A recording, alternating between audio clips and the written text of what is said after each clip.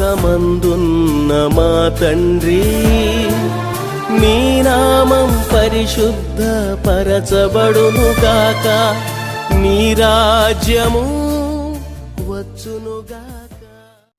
మనం జీవిత కాలంలో గమనించినట్లయితే నా జీవితం ఎందుకు ఇలా ఉంది, నా జీవితం ఇంకా మారదా, నా జీవితం ఎప్పుడు కష్టాలేనా, నాకెప్పుడు శోధనలేనా, నాకెప్పుడు ఏడుపేనా, నాకెప్పుడు బలహీనతలేనా అని చెప్పేసి మనం అనేక సందర్భాల్లో బాధపడుతుంటాం. కష్టాల్లో వచ్చినప్పుడు కృంగిపోతుంటాం. అలాంటి సమయంలో దేవాది దేవుడు నీ జీవితంలో ఆనందాన్ని ఇవ్వడానికి, నీ నోటి ద్వారా సంతోషకరమైన మాటలు స్థుతులు ఇవ్వడానికి, నీ దరిద్రమైన జీవితముగా నువ్వు ఎప్పుడైతే ఆలోచిస్తున్నావో ఆ జీవితాన్ని దేవాది దేవుడు మార్చివేస్తానంటున్నాడు.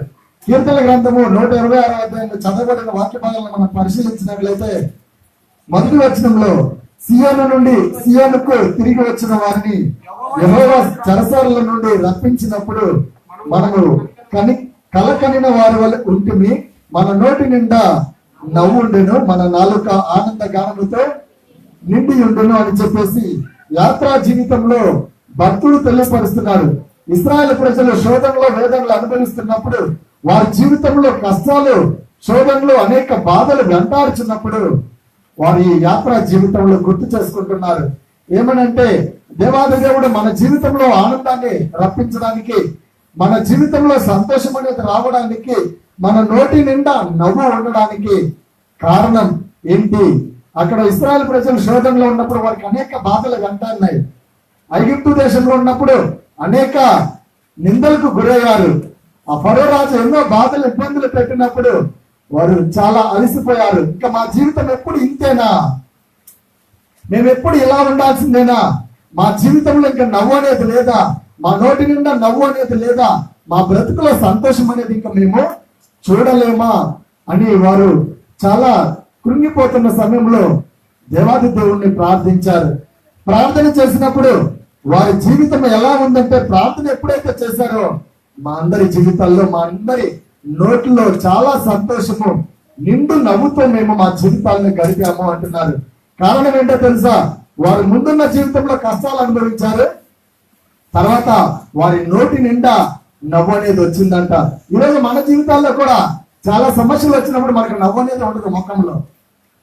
ఎప్పుడు ముఖం చిన్నపుచ్చుకొని ఉంటాం. ఎన్నో శ్రమలు అనుభవిస్తూ ఇంకా నా బ్రతికింతే, ఇంకా నేను మారను, దేవుడు నన్ను చూడట్లేదు, నేను ఇంకా ఎప్పుడు ఇంతేనేమో అని మనం అనుకుంటున్నాం. కానీ ఇక్కడ ఇశ్రాయేలు ప్రజలు అంటున్నారు, మేము ఒకప్పుడు మీలాగనే జీవించాం, ఒకప్పుడు మీలాంటి కష్టాలు మేము అనుభవించాం, చాలా బానిసలుగా జీవించాం. అలాంటి స్థితిలో దేవాది దేవుడు మా జీవితంలో నవ్వు రావడానికి, మా జీవితం సంతోషకరంగా మారడానికి కారణం యేసుక్రీస్తు ప్రభువారు. మేము దేవుణ్ణి ప్రార్థన చేశాము. ఎప్పుడైతే మేము దేవుణ్ణి ప్రార్థన చేశామో మా జీవితంలో చాలా గొప్ప కార్యములు దేవాది దేవుడు చేసి పాలు తేనెలు ప్రవహించే దేశంలోనికి మమ్మల్ని నడిపించారని చెప్తున్నారు. 3వ వచనం చూసినట్లయితే దానిపైన వచనాన్ని చూస్తే, అప్పుడు యెహోవా నీ కొరకు గొప్ప కార్యములు చేసినని అన్యజనులు చెప్పుకుందరు.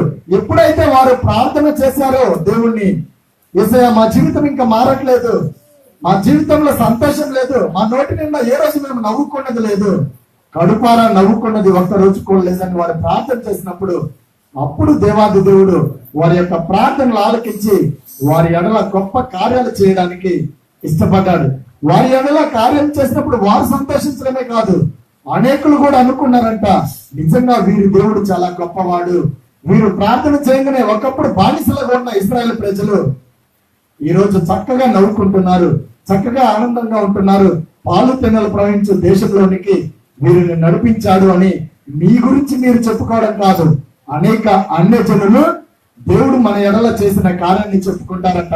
ఆ వచనాన్ని 3వ వచనంలో చూస్తే ఆ వాక్యాన్ని, యెహోవా మన కొరకు గొప్ప కార్యములు చేసి ఉన్నాడు. దాని పై వచనంలో అప్పుడు యెహోవా వీరి కొరకు గొప్ప కార్యములు చేసినని ఎవరు చెప్పుకుంటున్నారు? అన్యజనులు చెప్పుకుంటున్నారు.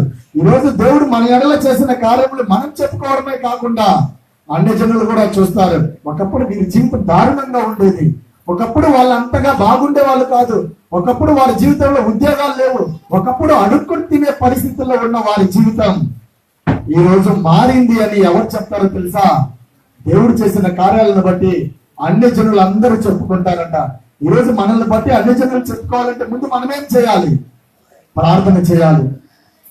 ఈరోజు అన్ని జనులందరూ మన గురించి చెప్పుకోవాలి, మన దేవుడి గురించి పొగడాలి అంటే నువ్వు నిజంగా ప్రార్థన చేస్తేనే నీ జీవితంలో ఆశీర్వాదాలు వస్తాయి. అప్పుడే అనేక అన్ని జనులు మన దేవుడు గొప్పవాడని ఒప్పుకుంటారు. ఈరోజు మనం అలాగున్నామా? ప్రార్థన చేసే స్థితిలో ఉన్నామా? లేకపోతే మన దేవుణ్ణి కించపరిచే విధంగా, మన దేవుణ్ణి హేళనకరంగా లోకంలో మాట్లాడించుకునే విధంగా మనం ఉన్నామా? దేవాది దేవుడు అంటున్నాడు, మీరు ప్రార్థన చేస్తే మీ ఎడల నేను చేసే కార్యాలు చాలా గొప్పగా ఉంటున్నాయి. అవి మీరు చెప్పుకునేదే కాకుండా అనేక లోకస్తులందరూ నిజంగా వాళ్ళ దేవుడు చాలా గొప్పవాడు. ఒకప్పుడు దీనమైన స్థితిలో ఉన్న వారి జీవితం ఈ రోజు గొప్ప స్థితిలోకి వచ్చిందని అనేకులు చెప్పుకోవాలంటే నువ్వు ముందు ప్రార్థన చేయాలి. నువ్వు అలా ప్రార్థన చేస్తున్నావా? లేకపోతే అనేక అన్ని జనుల మధ్య నామం దూషించబడేలాగా నీ ప్రవర్తన ఉంచుకుంటున్నావా? పాపము చేసి ఈమె మందిరానికి పోతుంది, ఇంకా మారట్లేదు. ఈయన ఎప్పుడు చర్చికి పోతుంటాడు, ఎప్పుడు పాటలు పాడుతుంటాడు, ఎప్పుడు వాక్యం చదువుతుంటాడు, కానీ వాళ్ళ జీవితం మారలేదు అని అనేక అన్య జనుల మధ్య దేవుని నామము దూషించే విధంగా నీ ప్రార్థన ఉండకూడదు, నీ ప్రవర్తన ఉండకూడదు. గమనించండి ప్రియమైన దేవుని బిడ్డలారా, ఎంతకాలమైంది నువ్వు సంతోషంగా నవ్వుకొని, ఎంతకాలమైంది కడుపారా నవ్వుకొని, ఎంతకాలమైంది ఆనందాన్ని అనుభవిస్తూ ఈరోజు నీ జీవితంలో నువ్వు సంతోషంగా నవ్వుకోలేకపోతున్నావు అంటే ఇశ్రాయేలు ప్రజల్లాగా కృంగిపోయిన స్థితిలో బానిస బ్రతుకులాగా తినడానికి తిండి లేక ఉన్న స్థితిలో నువ్వు ఉంటే వాళ్ళు ప్రార్థన చేశారు, వారి ఎడల దేవుడు ఒక కార్యం చేశాడు. అలాంటి కార్యం నీ ఎడల కూడా దేవుడు చేస్తాడు. ఎప్పుడో తెలుసా? నిన్ను నువ్వు తగ్గించుకుని ప్రార్థన చేసినట్లయితే నా బ్రతికిది ప్రభువా, ఇశ్రాయేలు ప్రజలు ఒకప్పుడు ఉన్న దానికన్నా దారుణంగా నా జీవితం ఉంది, తినడానికి సరిగా పూట కడవట్లేదు, మా కుటుంబంలో శాంతి సమాధానాలు లేవు, మంచి ఆరోగ్యం లేదు, వేదనలు వెంటాడుతున్నాయి, అవమానాలు వెంటాడుతున్నాయి, నిందలు వెంటాడుతున్నాయి అని నువ్వు కూడా ప్రార్థన చేస్తే బానిస బ్రతుకుల్ని మార్చివేసిన దేవుడు ఈ రోజు నీ జీవితాన్ని కూడా మారుస్తాడు. పాప బంధకాల్లో పట్టబడి ఉన్న నీ జీవితాన్ని దేవాది దేవుడు నిన్ను నడిపిస్తాడు. చాలాసార్లు మనం ప్రార్థన చేయమంటే అంటుంటాం, నాకు ప్రార్థన రాదమ్మా అంటాం, నాకు ప్రార్థన రాదు నాయన అంటుంటాం.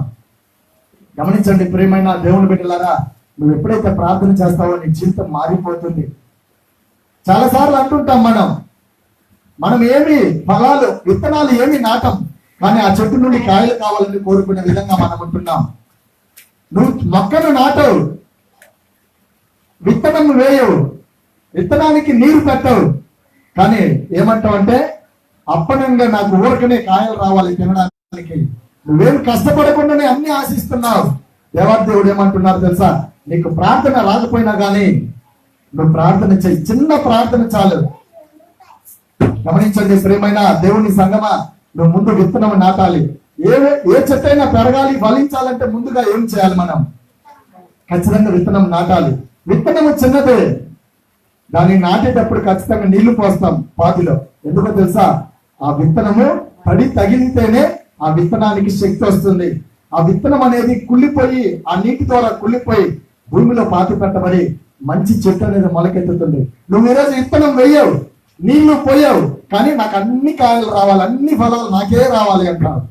అలాంటి స్థితిలో ఉంటే నీ జీవితం వ్యర్థం.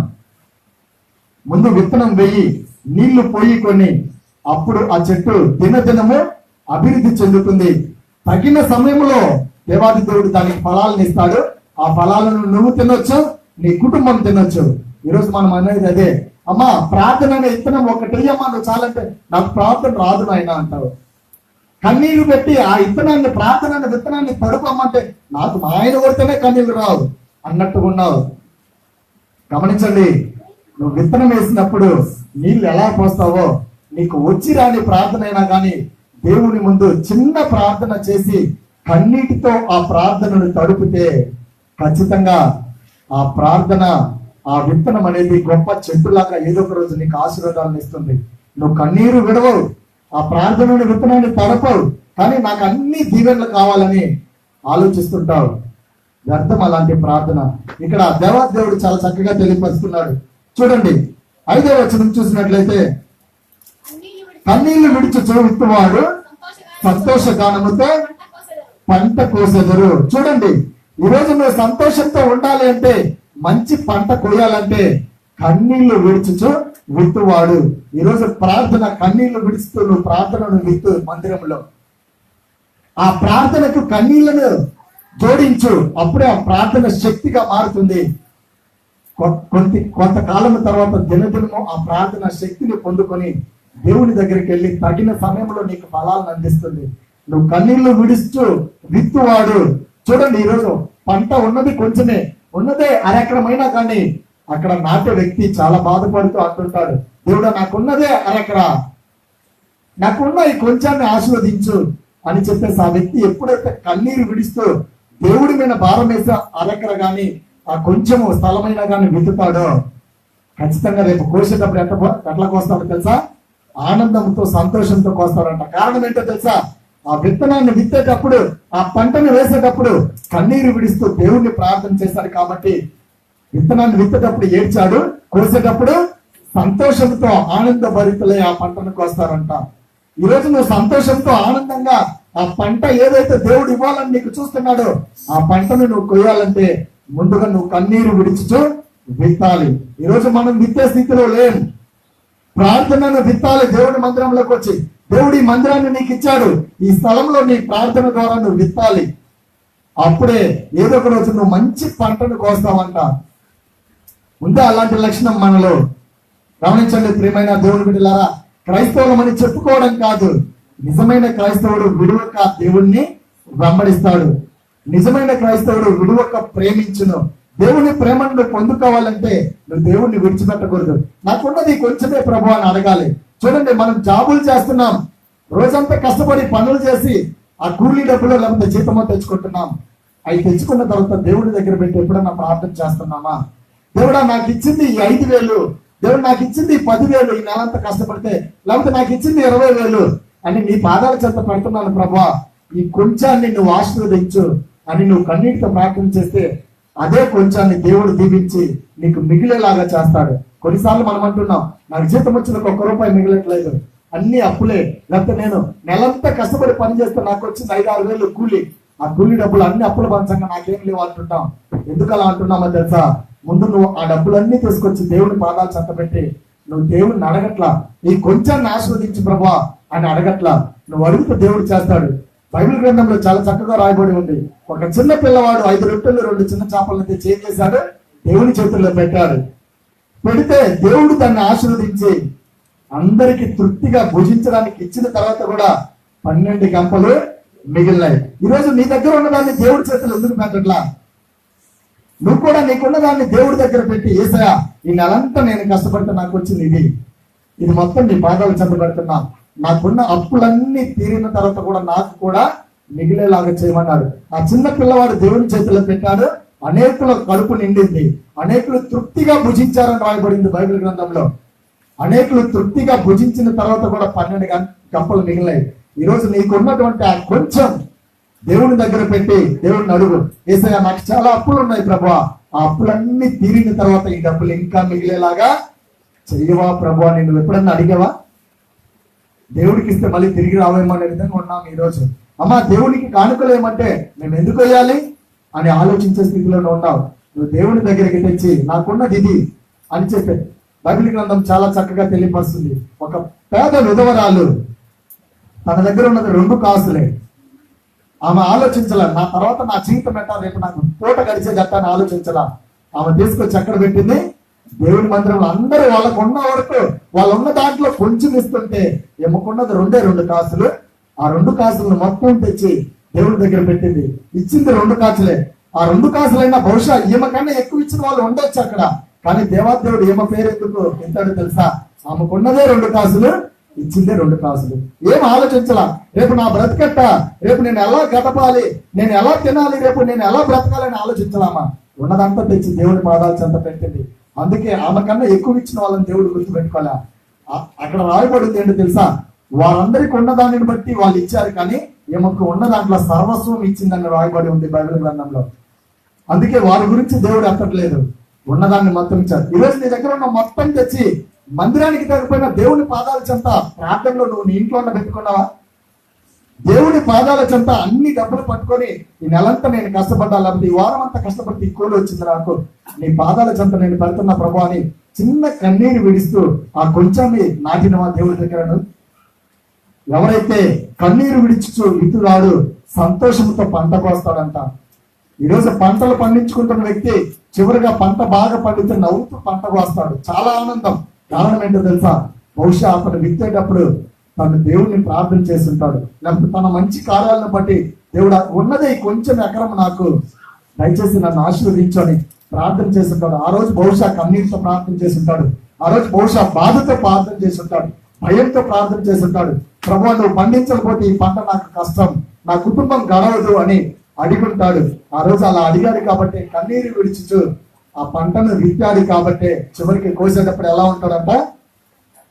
సంతోష గానముతో పంట కోయను. ఈరోజు చాలా మంది పాటలు పాడుతూ పంటలు కోస్తుంటారు. ఎందుకో తెలుసా? అదొక సంతోషం. మరి ఈ రోజు నీకున్న ఆశీర్వాదం అనే పంటను నువ్వు కోసేటప్పుడు, నీ జీవితాన్ని అనుభవిస్తున్నప్పుడు నువ్వు సంతోషంతో పాటలు పాడుతున్నావా? సంతోష గానము చేస్తారంట. ఈరోజు పాటలు పాడమంటే నాకు పాట రాదు, పనికి మాలిన పాటలన్నీ మాట్లాడ్డా, పాడటానికి లోకంలో అన్ని పాటలు పాడతావు, సినిమా పాటలు. దేవుడి దగ్గరికి వస్తే నోరు తెరవవు. గమనించండి ప్రియమైన దేవుని బిడ్డలారా, ఈరోజు నువ్వు పంట కొయ్యాలంటే ముందు విత్తాలి. దేవాదేవుడు ఆ మాటని చాలా చక్కగా తెలియపరుస్తుంది. నీకున్నది కొంచెమే, నీకు వచ్చేది చిన్న ప్రార్థనే, నీకు వచ్చేది చిన్న ప్రార్థనే. నీకు ప్రార్థన చేయడం రాదు, అయినా కానీ ఆ చిన్న ప్రార్థనని కన్నీటితో తడుపు. అప్పుడు ఆ ప్రార్థనకి శక్తి వస్తుంది. అప్పుడు ఏదో ఒక రోజు తగిన సమయంలో పంట కూడా వస్తుంది, తగిన సమయంలో ఆ ప్రార్థనకి దీవెనలు కూడా నీకు వస్తాయి. నువ్వు ఆలోచిస్తున్నావా? మందిరానికి వచ్చి కొంతమంది పాటలు పాడమంటే నోరు తెరవరు, ప్రార్థన చేయమంటే నోరు తెరవరు. ప్రార్థన చేసే వాళ్ళే చేయాలి, పాటలు పాడే వాళ్ళే పాడాలి. గమనించండి ప్రియమైన సంగమా, మనలో మార్పు రావాలి రోజు రోజు. నాకు రాదు, బయటికి వెళ్తే మాత్రం నాన్ స్టాప్ గా ఆపమన్నా ఆపకుండా మాట్లాడుకుంటారు వ్యవహారాలు ఇంటింటికి తిరిగి. దేవుడి దగ్గరికి వస్తే ఒక్కసారి కూడా నోరు తెరిచి ఒక్క పాట పాడలేవా? నువ్వు ఎప్పుడైతే నీకొచ్చిన ప్రార్థనే, నీకొచ్చిన పాటే, నీకున్న గొంతును బట్టే దేవుడిని మహింపరచాలి. దేవుడు నువ్వు మంచి మంచిగా పాటలు పాడితే నీ గొంతును బట్టి నిన్ను ప్రేమించాడు దేవుడు. నీకు వచ్చి రాని ప్రార్థననే దేవుడు ఆలకిస్తాడంట. ఎందుకంటే ప్రభు నాకు వచ్చింది ఈ ప్రార్థనే. చాలాసార్లు ప్రార్థన చేసినప్పుడు వాళ్ళలాగా నాకు రాదు, వీళ్ళలాగా నాకు రాదు, వాళ్ళలాగా నేను పాట పాడలేను, వీళ్ళలాగా నేను పాట పాడలేను అంటాను. వాళ్ళలాగా కాదు నువ్వు కావాల్సింది, నీ హృదయంలో నుండి నీకు ఎలా వచ్చో అలా దేవుని ముందు ప్రార్థన చేయి, అలా పాట పాడు. ఆ కొంచెం ప్రార్థనే, ఆ కొంచెం పాటలనే దేవుడు ఖచ్చితంగా కన్నీటితో ఎప్పుడైతే నువ్వు పాడుతూ, కన్నీటితో ఎప్పుడైతే నువ్వు విత్తుతావో వాక్యాన్ని, ప్రార్థనని, ఖచ్చితంగా నీకు ఏదో ఒక తగిన సమయంలో సంతోషంగా ఆ పంటను కోస్తావంట. ఈరోజు ఈ వాక్యాన్ని వింటున్న ప్రియమైన దేవుని బిడ్డ, నీ పరిస్థితి ఎలా ఉంది? మందిరానికి వచ్చి నువ్వు ఒక్కసారన్నా కన్నీరు విడుస్తున్నావా? గుర్తు చేసుకో నీ జీవితాన్ని. నువ్వు కొంచెమైనా కన్నీటితో ప్రార్థన చేస్తే ఖచ్చితంగా దీవెనలు ఎక్కువ వస్తాయి. విత్తనము చిన్నదే, కానీ దాని నుండే వచ్చే పంట చాలా పెద్దది. చూడండి, బత్తాయి చెట్టు చాలా చిన్న విత్తనం వేసేటప్పుడు, కానీ అది పెద్దదైనప్పుడు ఎన్నో ఫలాలు వస్తాయి. నీ ప్రార్థన చిన్నదే కావచ్చు, నీకు వచ్చి రాని ప్రార్థన అయినా కావచ్చు, కానీ నీ ఆ ప్రార్థనకు వచ్చే పంట ఎలా ఉంటుందో తెలుసా? చాలా ఆనందంతో నువ్వు స్వీకరిస్తావు దాన్ని. అలా పంట, ఎక్కువ పంట నువ్వు కోయాలంటే చిన్న ప్రార్థన అయినా చెయ్యి. అలా ఎప్పుడైతే చేస్తావో దేవాది దేవుడు నిన్ను బలపరుస్తాడు. ఇక్కడ ఇశ్రాయేలు ప్రజలు అంటున్నారు, చెరలో నుండి మమ్మల్ని రప్పించడానికి నా దేవుడు గొప్పవాడు. ఎప్పుడైతే దేవుడు నిన్ను చెరలో నుండి రప్పిస్తాడో నువ్వు సంతోషంగా ఆనందంగా ఉంటావు. అలా చూడండి, కీర్తనల గ్రంథం 14వ అధ్యాయము 7వ వచనాన్ని చూసినట్లయితే, కీర్తనల గ్రంథము 14వ అధ్యాయము 7వ వచనం, సియోనులో నుండి ఇశ్రాయేలునకు రక్షణ కలుగును గాక, యెహోవా చెరలోని తన ప్రజలను రప్పించినప్పుడు యాకోబు హర్షించును, ఇశ్రాయేలు సంతోషించును. చూడండి, చెరలో నువ్వు ఉన్నట్లయితే, బాధల్లో నువ్వు ఉన్నట్లయితే, కష్టాల్లో నువ్వు ఉన్నట్లయితే, నువ్వు బయటికి రావాలంటే ఏం చేయాలి తెలుసా? నువ్వు బాధలు, కష్టాలు, అనారోగ్యం అనే చెరలో నువ్వు ఉన్నట్లయితే, నువ్వు బయటికి రావాలంటే, ఖచ్చితంగా నువ్వు హర్షించాలంటే, నీ కుటుంబం, ఇక్కడ యాకోబు గురించి తెలియపరుస్తున్నాడు దేవాదేవుడు. యాకోబు అంటే ఇశ్రాయేలు ప్రజలకి అబ్రహాము తర్వాత ఇస్సాకు, ఇస్సాకు తర్వాత యాకోబు. ఇలా ఒకరి తర్వాత ఒకరు ఉన్నారు.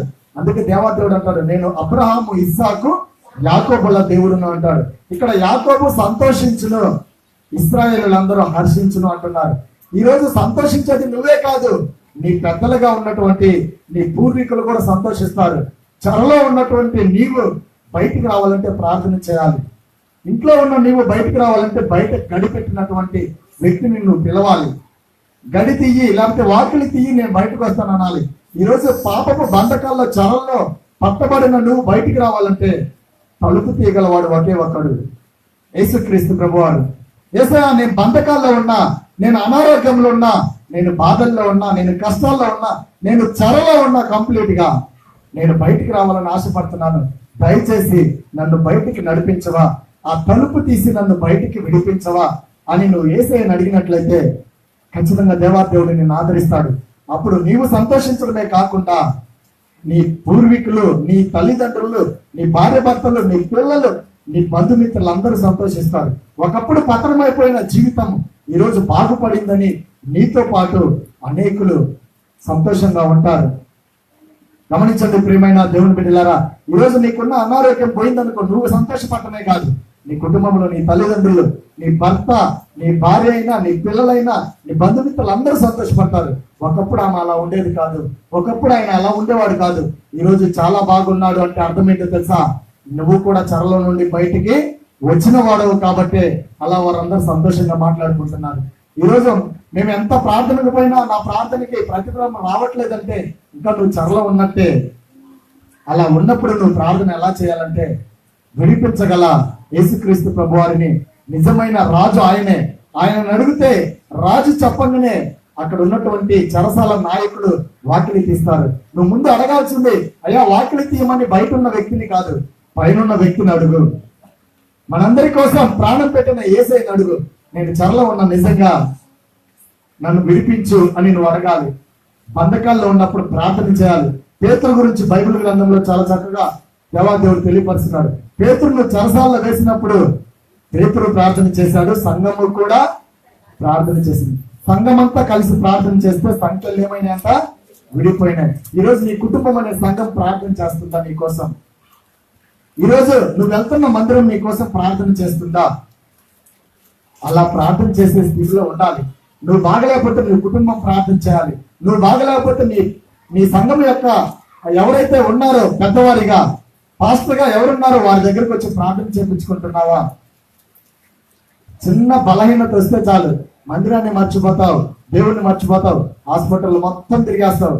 ఈ ప్రకాశం జిల్లాలో మంచి హాస్పిటల్ ఏది ఉందని అందరిని అడుగుతావు. హాస్పిటల్ అన్నిటికన్నా పరమ వైద్యుడు ఎవరో నిజంగా తెలుసుకున్నావు. నువ్వు నిజంగా పరమ వైద్యుడిని తెలుసుకుంటే నీ చెరల నుండి నువ్వు ఖచ్చితంగా బయటకు వస్తావు. నీకు ఇచ్చిన వాగ్దానాన్ని నెరవేర్చు దేవుడు. చెరలో ఉన్నటువంటి నిన్ను విడిపించగల దేవుడు, కష్టాల్లో ఉన్న నిన్ను విడిపించగల దేవుడు నీ ముందున్నాడు. నువ్వు ఎక్కడెక్కడికో పరిగెడుతున్నావు. చెరల నుండి నువ్వు ఎప్పుడైతే బయటకు వస్తావో యాకోబు సంతోషపడతాడు. అలాగనే నీ పూర్వీకులు, అలాగే నీ ఇశ్రాయేలు ప్రజలు, నీ కుటుంబం అనే సంఘము కూడా హర్షిస్తుంది, ఆనందపడుతుంది. నువ్వు చెరలో నుండి ముందు బయటకు రావడానికి ప్లాన్ చేస్తున్నావా? యేసయ్యా, నేను నిజంగా చెరలో ఉన్నా. చాలాసార్లు మనం అంటుంటాం, నేను చాలా బాగా పాటలు పాడతాను, చాలా బాగా ప్రార్థన చేస్తాను, నా జీవితం మారట్లా అంటాం. అంటే అర్థమేంటో తెలుసా? నీ జీవితం మారాలంటే చెరలో నుండి నువ్వు ముందు బయటకు రావాలంటే దేవుణ్ణి ఆశ్రయించాలి. పాటలు పాడినంత మాత్రాన, వాక్యాన్ని విన్నంత మాత్రానే కాదు, దానికి తగ్గట్టు జీవితాన్ని మార్చుకుంటేనే నువ్వు చెరలో నుండి బయటకు వస్తావు. కొన్నిసార్లు మనం పాపం చేసేటప్పుడు, తప్పు చేసేటప్పుడు అనుకుంటుంటాం, బాప్తీసం తీసుకున్నాం, పాపం చేయడానికి పోయినప్పుడు వెంటనే మనకు గుర్తొస్తుంది, ఈ తప్పు నేను చేయకూడదు, నేను బాప్తీసం తీసుకున్నాను. అలాంటప్పుడు నీకు అలాంటి ఆలోచన వస్తుందంటే అర్థమేంటో తెలుసా? నీలో దేవుడు ఉన్నాడనే. నువ్వు అనుకుంటున్నప్పుడు తప్పు చేయాలని వెంటనే నీకు గుర్తొస్తాయి, నేను చేయకూడదు కదా, ఈ తప్పు చేయకూడదు కదా అని నీలో నుండి నీకు ఆలోచన వచ్చిందంటే కారణం ఏంటో తెలుసా? నీ దేవుడు నీలో ఉండి నిన్ను ప్రశ్నిస్తున్నట్టే. కొన్నిసార్లు నువ్వు తప్పు చేయాలంటే వెంటనే పోయి తప్పు చేస్తావు. అప్పుడు నీ పక్కన ఎవరు లేరు, సైతాన్ ఉన్నట్టే, అప్పుడు వెంటనే వెళ్ళిపోతున్నావు. ఈరోజు చెరలో ఉన్న నీవు, నీ దేవుడు నీ గుండెల్లో ఉన్నాడా? ఉంటే నువ్వు చేసే తప్పును బట్టి నిన్ను బయటికి నడిపిస్తాడు. నువ్వు తప్పు చేస్తున్నావో లేదో చూసి దేవుడు చెరలో నుండి నువ్వు బయటకు వస్తావు. అలాంటి స్థితిలో నువ్వు ఉంటే, యేసయ్యా నేను సంతోషించాలి, నేను హర్షించాలి, నా జీవితం సంతోషకరంగా ఉండాలి అని నువ్వు అనుకున్నట్లయితే దేవుడు ఖచ్చితంగా నీకు ఆనందాన్ని ఇస్తాడు. నోటి నిండా ఆనందం, నోటి నిండా నవ్వు నీకు లేనట్లయితే దేవుడిని అడుగు. యోబు గ్రంథము 18వ అధ్యాయము 22వ వచనం యోబు గ్రంథము 8వ అధ్యాయము 22వ వచనం. అయితే ఇంకను ఆయన నీకు నోటి నిండా నవ్వు ఏం చేస్తాడంట? కలుగ చేయను. చూడండి, ప్రహర్షముతో నీ పెదవులను నింపును. యోబుకు చాలా సమస్యలు వచ్చాయి. యోబు చెరసాలలో బంధించబడిన స్థితిలో ఉన్నాడు. సైతాన్ని చాలా కష్టాలు పెట్టింది, ఆరోగ్యం దెబ్బతీసింది. పిల్లలు, కూతుర్లు, కుమారులు అందరూ చనిపోయారు. తినడానికి సరిగా తిండి లేని దారుణమైన స్థితిలో పడిపోయే స్థితిలోకి వచ్చాడు. అలాంటప్పుడు కూడా యోబు నోటి నిండా నవ్వులు పెట్టాడంట దేవుడు. కారణం ఏంటో తెలుసా? తను పాపం చేయడానికి ఇష్టపడలేదు ఆ స్థితిలో కూడా. మనమైతే అన్ని సమస్యలు వెంటాడుతున్నప్పుడు తప్పుడు పని చేయడానికి ఇష్టపడతాం. దొంగతనం చేయడము, మన కుటుంబం గడవకపోతే ఇంకా మా జీవితము గడవట్లేదు, ఏదో ఒక తప్పుడు పని చేయాలని నిర్ణయం తీసుకుంటాం. యోబు అన్ని పోయినా కానీ ఎలాంటి తప్పుదం చేయాల. అలాంటి స్థితిలో కూడా, అలాంటి అనారోగ్యంలో కూడా యోబు నోటి నిండా నవ్వులు పెట్టాడంట దేవుడు. ఈరోజు నీకు సమస్యలు వస్తున్నప్పుడు నీ నోట్లో నవ్వు ఉంటుందా? నీ జీవితంలో ఆనందం ఉంటుందా? యోబు ఒక మాట అన్నాడు, దేవుడే ఇచ్చాడు, దేవుడే తీసుకున్నాడు అన్నాడు. ఈరోజు నువ్వు కూడా, నాకు ఒకప్పుడు దేవుడు మంచి ఆరోగ్యాన్ని ఇచ్చాడు, తర్వాత నేను చేసిన పాపాలను బట్టి దేవుడు నాకు బలహీనతలు ఇచ్చాడని, దేవుడే నాకు ఇచ్చాడు అని ఎప్పుడన్నా గ్రహించావా? దేవుడు నువ్వు చేసిన పాపాలను బట్టే నీకు అనారోగ్యం ఇచ్చాడని గ్రహించావా? దేవుడు నువ్వు చేసిన తప్పుదాలను బట్టే నీకు బాధలు పెట్టాడని గ్రహించావా? నీ కుటుంబంలో అలజడి సృష్టించాడని గ్రహించావా? గమనించండి ప్రియమైన సంగమా, వాక్యాన్ని వింటున్న మనం గుర్తు చేసుకోవాలి, ప్రతి మాట నా కోసమే, ప్రతిదీ దేవుడు నాతోనే మాట్లాడుతున్నాడు అనుకోవాలి. ఈరోజు నా జీవితం ఎందుకు మారట్లా? పిల్లలు వినాలమ్మా, ఈరోజు నా జీవితం ఎందుకు మారట్లా అని ఎవరెవరినో నిందించడం కాదు.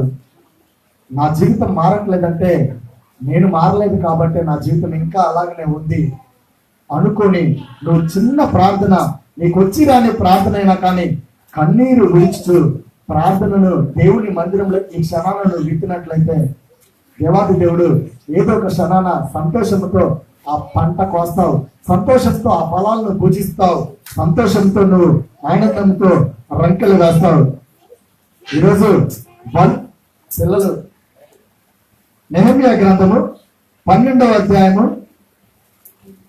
నెహెమ్యా 12:43 వచనం. మరియు దేవుడు తమకు మహా ఆనందము కలుగజేసినని ఆ దినమున వారు గొప్ప బలులను అర్పించి సంతోషించిరి. వారి భార్యలు పిల్లలు కూడా సంతోషించిరి. అందువలన యెరూషలేములో పుట్టిన ఆనంద ధ్వని ఎక్కడికి వినిపించిందంట? బహు దూరముగా వినిపించింది. వారికి వచ్చిన ఆనందం అనేది వారి ఇంట్లోనే ఉండలేదు, మొత్తము లోకమంతా వ్యాపించింది. ఇశ్రాయేలు ప్రజలు ఐగుప్తు దేశంలో ఉన్నప్పుడు బానిసలుగా ఉన్నారు, తినడానికి తిండి లేదు, చాలా కరువు పరిస్థితులు వాళ్ళకు ఉన్నాయి. బానిసలుగా ఇటుక పనులు చేస్తూ చాలా దుర్భరమైన జీవితాన్ని జీవిస్తున్నప్పుడు ఎప్పుడైతే ఇశ్రాయేలు ప్రజలు యేసయ్యా మమ్మల్ని ఈ దేశం నుండి బయటికి విడిపించవా, ఈ చెరసాల్లో నుండి బయటికి విడిపించవా, ఈ బంధకాల నుండి మమ్మల్ని తప్పించవా, మమ్మల్ని చెరలో నుండి బయటికి తీసుకొచ్చి మమ్మల్ని ఆశీర్వదించవా అని ఎప్పుడైతే ఇశ్రాయేలు ప్రజలు ఐగుప్తు ప్రాంతంలో ఉండి కన్నీరు విడిస్తూ ప్రార్థన చేశారో అప్పుడు దేవాది దేవుడు మోషే నాయకత్వంలో వారందరినీ ఆ ప్రాంతం నుండి బయటికి తీసుకొచ్చిన తర్వాత వారు చాలా మహా ఆనందంతో సంతోషంతో తన భార్యలు పిల్లలు తన బంధువులు అందరూ బలులు అర్పిస్తూ వారు చేసిన ఆనంద ధ్వని అందరికి వినిపించింది. ఈరోజు నువ్వు కూడా చెరసాల్లో పట్టబడి ఉంటే, కష్టాల్లో పట్టబడి ఉంటే నువ్వు ఎప్పుడైనా ప్రార్థన చేస్తున్నావా? ఎప్పుడైతే నువ్వు ప్రార్థన చేస్తావో నువ్వు కూడా మహదానందంతో మహా సంతోషంతో ఎంతో ఉద్యమంతో నువ్వు చేసే సంబరాలు అందరికి తెలిసిపోతాయంట. ఇక్కడ వారి యొక్క ఆనందము లోకమంతా వ్యాపించింది. ఇశ్రాయేలు ప్రజల యొక్క ఆనందం వారందరికీ తెలిసిపోయింది లోకమంతా. అయ్యో ఒకప్పుడు ఇశ్రాయేలు ఐగుప్తుల బానిసలుగా ఉన్నోళ్ళు ఈరోజు ప్రత్యేకంగా ఒక ఉన్నతమైన స్థితిలో ఉన్నారు, వాళ్ళు చాలా సంతోషంగా ఉన్నారు, చాలా సంబరాలు చేసుకుంటున్నారని అనేకులు తెలుసుకోవాలంటే ప్రార్థన చేయాలి. ఈరోజు నీ జీవితంలో సంతోషం ఉందా? గడిచిన కాలం అంతా ఎలా ఉన్నా మనకు సంబంధం లేదు. ముందున్న జీవితంలో దేవాది దేవుడు మనల్ని క్షేమకరంగా నడిపించాలంటే నువ్వు ప్రార్థన చేయాలి. కష్టకాలంలో ఉన్న నీవు, బంధకాల్లో ఉన్న నీవు, చెరలో ఉన్న నీవు ప్రార్థన చేయి. అప్పుడే దేవాది దేవుడు నిన్ను ఆదరిస్తాడు, బంధకాల్లో నుండి విడిపిస్తాడు. కష్టకాలం దుఃఖ సమయం మమ్ము వేధించగా ప్రాణహితులే మమ్ము విడచి వెలిగమము చూడగా కష్టకాలం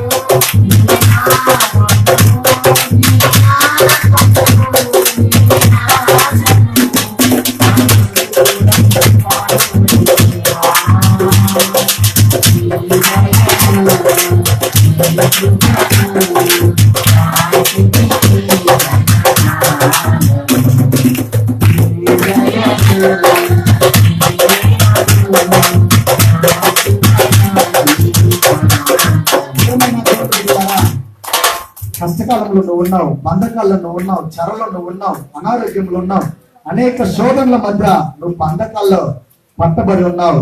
అలాంటి చెరలో నుండి నువ్వు కూడా బయటికి రాలేకపోతే ఇశ్రాయేలు ప్రజలు ప్రార్థన చేశారు. వారి దగ్గర ఉన్న చిన్న ప్రార్థనని దేవుని దగ్గర మోకాళ్ళ మీద పడి కన్నీరు విడుస్తూ ఆ చిన్న ప్రార్థన వచ్చిరాని ప్రార్థన అయినా కానీ వారు కన్నీటితో ఆ విత్తనాన్ని తడిపారు. ఆ విత్తనం అనేది పెరిగి దేవుని యొక్క శక్తిని పొందుకొని వారందరూ ఆశీర్వాదకరంగా మారడానికి సహాయపడింది. ఈరోజు నువ్వు కూడా నీ కుటుంబంలో ఉన్న సమస్యల గురించి నువ్వు ప్రార్థన చేస్తే నీ భార్య, నీ పిల్లలు, నీ బంధుమిత్రులు, నీ కుటుంబ సభ్యులు అందరూ సంతోషిస్తారు, అందరూ ఆనందిస్తారు. మీరు చేసే ఆనంద ధ్వని సర్వలోకం వినబడుతుంది. ఒకప్పుడు దరిద్రమైన జీవితాన్ని జీవిస్తున్న మీ కుటుంబం ఈరోజు అందరూ అనుకుంటారు, అబ్బా ఒకప్పుడు వాళ్ళు అలా ఉండేవాళ్ళు, ఈరోజు దేవుడు ఎంత ఆశీర్వదించాడు, ఎంతగా దీవించాడు, ఎంతగా బలపరిచాడని అనేకులు నీ గురించి కూడా మాట్లాడుకుంటారు. మాట్లాడుకోవడానికి కారణము నీ ప్రార్థన అవ్వాలి. ఆ చదవబడిన వాక్య భాగం చూస్తే మళ్ళీ ఇర్మీయా గ్రంథం 31వ అధ్యాయము 9-10 వచనాలు చూసినట్లయితే, ఇర్మీయా గ్రంథము వారు ఏడ్చుచూ వచ్చెదరు, వారు నన్ను ప్రార్థించుచుండగా నేను వారిని నడిపించుదును. చూడండి, వారు ఏడ్చుచూ వచ్చుదురంట, వారు ప్రార్థన చేయగా వారిని నేను నడిపిస్తాను. ఈ రోజు కూడా నీకు కుటుంబ సమస్యలతో, కుటుంబ బాధలతో నువ్వు కూడా ఏడుస్తూ ఇక్కడికి వచ్చినట్లయితే నువ్వు కూడా ప్రార్థన చేయి. వారు ఏడుస్తూ వచ్చి అక్కడ ఇశ్రాయేలు ప్రజలు ప్రార్థన చేశారంట. ఎప్పుడైతే వారు ఏడుస్తూ ప్రార్థన చేశారో దేవాది దేవుడు వారిని నడిపించడానికి వచ్చాడంట. ఈరోజు నీ కుటుంబం గడవట్లేదు, కుటుంబం సంతోషంగా లేదు, నాకు అనారోగ్యాలు వెంటార్చున్నాయి, నువ్వు కూడా ఏడుస్తూ నువ్వు ఇక్కడికి వచ్చినట్లయితే ప్రార్థన చేయి. ప్రార్థనలో దేవుణ్ణి అడుగు, నా కుటుంబాన్ని నేను నడిపించలేను ప్రభా, నా వల్ల కావట్లేదు ప్రభా, నా కుటుంబ యజమానిగా, నా కుటుంబ పోషణకర్తగా, నా నాయకుడిగా, నన్ను చేపట్టి నడిపించే నా స్నేహితుడుగా నువ్వు నా పక్కకు రావా అని నువ్వు అడిగినట్లయితే నువ్వు ఏడుస్తూ వచ్చిన నీవు సంతోషంగా తిరిగి వెళ్తావంట. చదువుదామండి ఇంకా అదే వచనం. వారు తొట్టిల్లకుండా వారు తొట్టిల్లకుండా చక్కగా పోవు బాటను నీళ్ల కాలువల యొద్ద వారిని ఏం చేస్తారంట? వారు ఏడుస్తూ వస్తే వారి ప్రార్థనని వారిని నేను నడిపిస్తాను. వారు తొట్టిల్లకుండా వాళ్ళు చక్కగా పోవడానికి మంచి మార్గాన్ని నేను చూపిస్తాను. తొట్టిల్లకుండా అంటే ఎక్కడ అంగా పడిపోకుండా, నువ్వు ఎప్పుడైతే కన్నీరు విడుస్తూ ప్రభా నా జీవితం పాపపు జీవితం, అందుకే నా జీవితాన్ని నేను నడిపించుకోలేకపోతున్నానని నువ్వు ఎప్పుడైతే కన్నీరు విడుస్తావో దేవుడు నీ పక్క నుండి నిన్ను నడిపిస్తాడు. నువ్వు ఎప్పుడు ఇంకా త్రొట్టిల్లకుండా, ఎప్పుడు జారి పడిపోకుండా, ఎప్పుడు పాపపు బంధకాల్లో పడిపోకుండా దేవాది దేవుడు నీ మార్గాన్ని సరళం చేస్తాడంట. నీటి కాలువన ఎవరైనా నాటబడిన మొక్క వలె, నీటి కాలువల పక్కన ఉన్న మొక్క ఏమవుతుందండి? చక్కగా ఫలిస్తుంది. ఈరోజు దేవుడు నీకు కూడా చక్కగా ఫలించడానికి నీటి కాలువలో ఎవరైనా అన్ని సమకూరే విధంగా నిన్ను కూడా నాటుతాడంట దేవాది దేవుడు. ఈరోజు నీ బాట కూడా మంచిగా వేస్తానంటున్నాడు.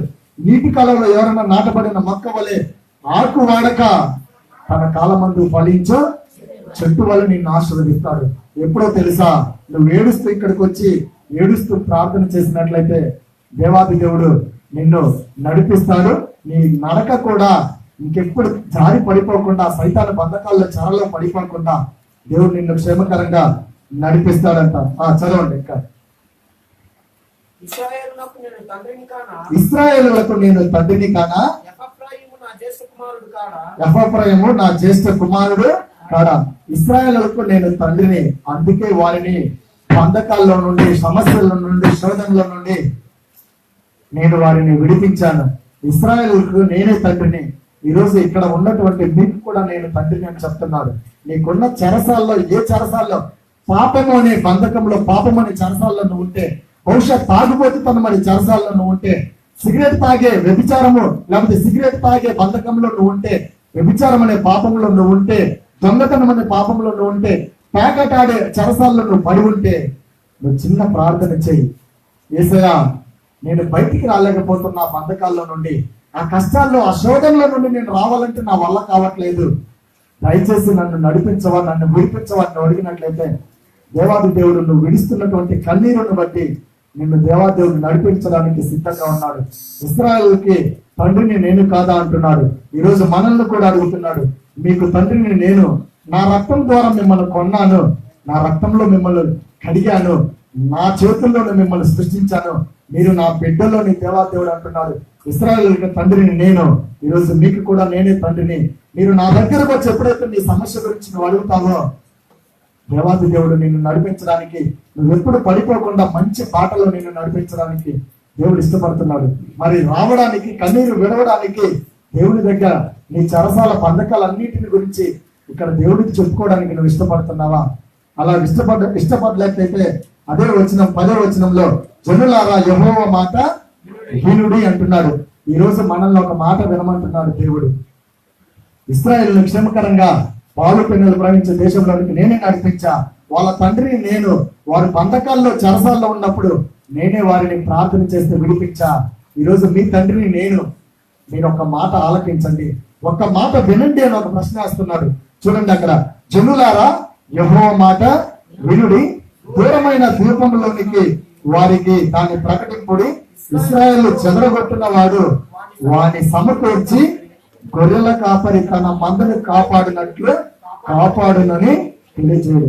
ఇశ్రాయేల్ అందరూ ఒకప్పుడు చెదిరిపోయారు, అనేక చోట్లకు పారిపోయారు, ఐగుప్తు దేశంలో చాలా బాధలు అనుభవించారు, చాలా కష్టాలు అనుభవించారు, తినడానికి తిండి లేక, ఉండడానికి ఇల్లు లేక చాలా శ్రమలు అనుభవించారు. వాళ్ళందరూ చెదిరిపోయారు, అనేక ప్రాంతాల్లో విడిపోయారు. వాళ్ళందరినీ, చెదిరిపోయిన వారందరినీ చివరికి సమకూర్చి వారందరికి కాపరిగా ఉండి, గొర్రెల కాపరి గొర్రెలను ఎలా కాపాడుతాడో నేను కూడా మిమ్మల్ని అలాగనే కాపాడుతాను అంటున్నాడు. నువ్వు నిజంగా కాపాడబడాలి అంటే నువ్వు ఏదో పాపంలో పడిపోయి విడిపోయావా దేవుడి నుండి, చెదిరిపోయావా నువ్వు కూడా. ఈరోజు మనం అంటుంటాం, నీ కుటుంబం అంతా బాగుందంటే మాకేమి, మేమందరం భలే ఉన్నాం అంటాం. ఒక కుటుంబం బాగుంది అంటే ఒక బిల్డింగ్ లో ఉండడం కాదు, ఒక పాత్రలో చేసిన అన్నం వేసుకుని తినడం కాదు, ఒక వరండాలో పడుకొని ఉండడం కాదు, ఒక వరండాలో నడవడం కాదు, బాగా ఉండడం అంటే ఏంటో తెలుసా? అందరూ కలిసిమెలిసి ఉండడం. గమనించండి, మీ కుటుంబంలో ఉన్న వాళ్ళందరూ ఈరోజు ఒకరికొకరు మాట్లాడుకోవట్లేదంటే మీ కుటుంబం కూడా విడిపోయినట్టే. అక్క చెల్లెలకు పడదు, అన్న తమ్ముడికి పడదు, తల్లిదండ్రులకు పడదు, కుటుంబంలో ఉన్న ఒకరికొరకు పడదు, కానీ అందరూ ఆ ఇంట్లోనే ఉంటారు. మీరు అలా ఉన్నారంటే మీరు కూడా చెదిరిపోయిన ఇశ్రాయేలుతో సమానం. ఒకరికొకరు మాటలు లేవంటే ఒక ఇంట్లో ఉన్నంత మాత్రమే మీరు కలిసి ఉన్నట్టు కాదు. మీరు బాగా ప్రేమగా మాట్లాడుకుంటేనే మీరు కలిసి ఉన్నట్లు. ఎంతకాలమైంది నీ తోటి సహోదరులతో మాట్లాడక, నీ తల్లిదండ్రులను మాట్లాడక, నీ తమ్ముడితో మాట్లాడక, నీ అన్నతో మాట్లాడక, నీ కుమార్తెలతో మాట్లాడక, నీ బంధుమిత్రులతో మాట్లాడక ఎంతకాలమైంది? అలాగా మీరు ఉన్నట్లయితే, మాట్లాడుకోలేని స్థితిలో ఉన్నట్లయితే మీరు కూడా చెదిరిపోయిన వాళ్ళే. ఈరోజు నువ్వు ప్రార్థన చెయ్యి.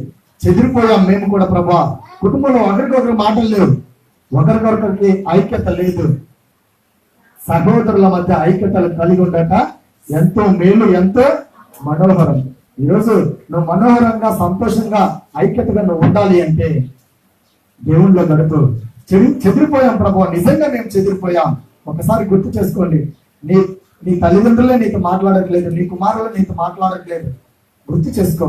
అవును, నిజంగా ప్రభు, ఒక ఇంట్లో ఉంటున్నాం, మేము మాట్లాడుకోవట్లా, నిజంగా మేము చెదిరిపోయాం, బంధకాల్లో ఉన్నాం, సైతాన్ని మా మీద ప్రకటన చేస్తూ ఒకరికొకరు మాటలు లేకుండా చేస్తుంది, అనారోగ్యాలతో ఉన్నాం, మాకు అన్ని సమస్యలు ఉన్నాయి. ఈరోజు మేము కూడా చెరసాల్లో ఉన్నాం, నీ పాదాల చెంతకు వస్తున్నాం. వచ్చి రాని ప్రార్థనతో మా చిన్న ప్రార్థన కొంచెమే విత్తుతున్నాం ప్రభు, మాకు వచ్చిన ప్రార్థననే ఆ ప్రార్థన కన్నీటితో తడుపుతున్నాం. ఆ విత్తనాన్ని మొలకెత్తేలాగా చేయవా. ఇశ్రాయేలు ప్రజలను శోధనలో నుండి నడిపించిన దేవుడు మా పక్క నుండి మమ్మల్ని రక్షిస్తానంటున్నావు. ఈరోజు మేము నిజంగా వాళ్ళలాగానే ప్రార్థన చేస్తున్నాం. ఆ బంధకాల్లో నుండి మమ్మల్ని కూడా విడిపిస్తావా అని నువ్వు అడిగినట్లయితే దేవాది దేవుడు నిన్ను ఆదరించడానికి, బలపరచడానికి, ఇశ్రాయేలు ప్రజలు ఒకప్పుడు దుర్భరమైన జీవితాన్ని జీవించిన వారిని సంతోషకరంగా మార్చాడు, ఆనందాన్ని ఇచ్చాడు. నోటి నిండా నవ్వులు లేని వారి యొక్క జీవితాల్లో నోటి నిండా నవ్వులు కురిపించాడంట, వారి జీవితాల్లో ఆశీర్వాదాలు కురిపించాడంట. ఇప్పుడు ఒక ఉన్నతమైన స్థితిలో ఉంచాడు. ఈరోజు ప్రపంచ నలుమూలలో చూస్తే ఏ దేశము గొప్పగా ఉందంటే ఇశ్రాయేలు దేశం. ఈరోజు వారి దేశం చాలా గొప్పగా ఉంది. ఒకప్పుడు చెదిరిపోయిన దేశం అది, ఒకప్పుడు పతనమైపోయిన దేశం అది, ఒకప్పుడు కష్టాలను అనుభవించిన దేశం ఈరోజు ప్రపంచంలోనే ఉన్నతమైన స్థితిలో ఉంది. కారణం ఏంటో తెలుసా? వారందరూ వారి యొక్క తత్తుగాలు గుర్తు చేసుకొని ప్రార్థన చేశారు. అప్పుడే దేవుడు చెరల నుండి వాళ్ళని, ఐగుప్తు ప్రాంతంలో ఆ ఫరో రాజు చేతుల నుండి వారిని ఆ చెరల నుండి విడిపించి ఇప్పుడు ప్రపంచానికి ఒక గొప్ప నాయకత్వం అందించే దేశంగా దేవుడు ఆశీర్వదించాడు. ఈరోజు నీ కుటుంబం కూడా అలాంటి స్థితిలో ఉంటే, నువ్వు ఉన్న ఊరిలోనే నీ కుటుంబం ఒక గొప్ప స్థితిలో నిన్ను కూడా నిలవబెడతాడు. నీ ఊర్లో నిన్ను గొప్ప చేస్తాడు. నువ్వు గొప్పగా ఉండడమే కాకుండా అనేకులకి నీ కుటుంబంలో ఉన్న ఆనందాన్ని బట్టి అనేకులు నీ దేవుడిని మహింపరుస్తాడు. అలాగా దేవుని యొక్క ఆశీర్వాదాలను పొందాలంటే నీకు వచ్చిన చిన్న ప్రార్థనే, కొంచెమే విత్తు, కన్నీరు విడు. మందిరానికి వస్తే ప్రార్థన చేయమంటే పక్కన ఆమె చేస్తుంది, నేను వింటా, పక్కన ఆయన పాట పాడుతుంటే నేను వింటా అనే విధంగా ఉండకూడదు. నీకున్న సమస్యలన్నీ పోవాలంటే కన్నీరు విడువు. నీకు వచ్చింది చిన్న ప్రార్థనే, నాకు వచ్చింది ఇదే ప్రభువా. 5 రొట్టెలు 2 చిన్న చేపల పిల్లవాడు కొంచెమే, అక్కడ ఉన్నది ఎంతమంది? 5,000 మంది పైన ఉన్నారు. పిల్లవాడు వారిని చూసి భయపడలేదు. నా దేవుడు గొప్పవాడు అని చెప్పేసి ఆ పిల్లవాడి దగ్గర ఉన్న తెచ్చి దేవుని చేతుల్లో పెట్టాడు. జనాలను చూసి ఆలోచించాల పిల్లవాడు, దేవుణ్ణి చూసి ఆలోచించి దేవుని చేతుల్లో పెట్టాడు. 5 రొట్టెలు 2 చిన్న చేపలు ఆశీర్వదించిన విధంగా ఈరోజు నీ చిన్న ప్రార్థన దేవుడి చేతుల్లో పెడతావా, కన్నీటితో పెడతావా? అప్పుడు దేవుడు ఆ ప్రార్థనను ఆశీర్వదించి మంచి ఫలాలను నీకు ఇస్తాడు, మంచి ఆశీర్వాదాన్ని నీకు ఇస్తాడు. అలాగా నా జీవితం ఆశీర్వాదకరంగా ఉండాలి, చెరలో ఉన్న నా జీవితం ఈ రోజు ఆశీర్వాదకరంగా మారాలంటే నా ప్రార్థనే కారణం కావాలి అని నువ్వు అనుకున్నట్లయితే ప్రార్థన చేద్దాం.